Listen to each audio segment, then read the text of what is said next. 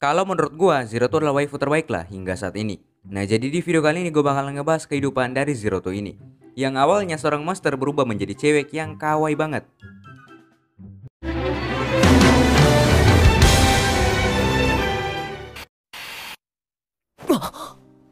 Zero tuh lahir sebagai seorang monster dari bangsa Klaxosaurus. Dia diciptakan oleh Profesor Franks dari sel putri Klaxosaurus.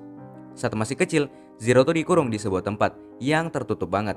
Dan ada seorang wanita yang selalu memberi Zero tuh makan. Hingga suatu ketika, wanita tersebut tidak memberikan Zero tuh makan lagi, tapi sebuah buku bergambar. ある日、彼女は一度だけ。それは絵本だった。 Hingga suatu hari, Zero tuh dibawa ke sebuah ruangan eksperimen untuk menguji dirinya. Kemudian mereka menembak tangannya menggunakan laser. Seketika Zero tuh berteriak, dan hal tersebut dilakukan berkali-kali. Setelah itu, Zero tuh diisolasi di sebuah ruangan. Berkali-kali seorang wanita mencoba mengambil buku bergambar milik Zero tuh. Tapi karena buku itu sangat berharga, Zero tuh tak memberikan buku tersebut, hingga wanita tersebut pergi. Namun kebetulan saat itu Hiro lagi melewati tempat tersebut dan tak sengaja melihat Zero tuh yang sudah beberapa kali disiksa. Karena memiliki niat yang baik dan rasa kasihan, Hiro mencoba menyelamatkan Zero tuh.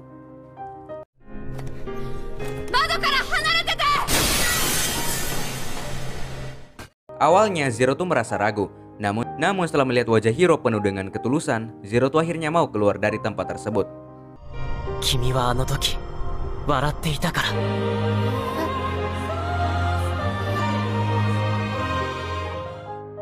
Namun saat akan keluar, Hiro dan Zero tuh tak sengaja terjatuh dari pohon yang membuat Hiro pingsan. Zero tuh akhirnya menyeret Hiro pergi dari tempat tersebut. Dan saat tersadar, Hiro melihat Zero tuh yang sedang mencoba memakan tikus. Hiro yang mencoba melarang malah digigit oleh Zero tuh. Namun saat Hiro mengelus kepala Zero tuh, tiba-tiba saja Zero tuh seperti teringat dengan wanita yang sering memberinya makan. Kemudian Hiro memberitahukan namanya. Namun saat Hiro bertanya kembali, Zero tuh ini tidak mengetahui namanya sendiri dan malah berbicara yang tidak jelas.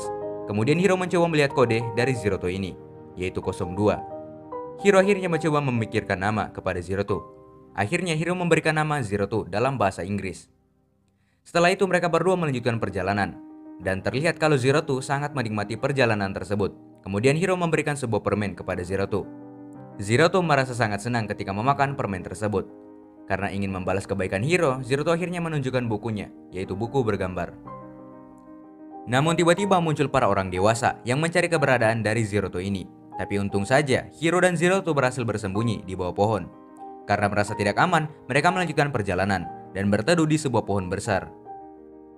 Kemudian Hiro membacakan buku tersebut kepada Zero tuh, dan kisah dari buku itu membuat Zero tuh ingin menikah dengan Hiro.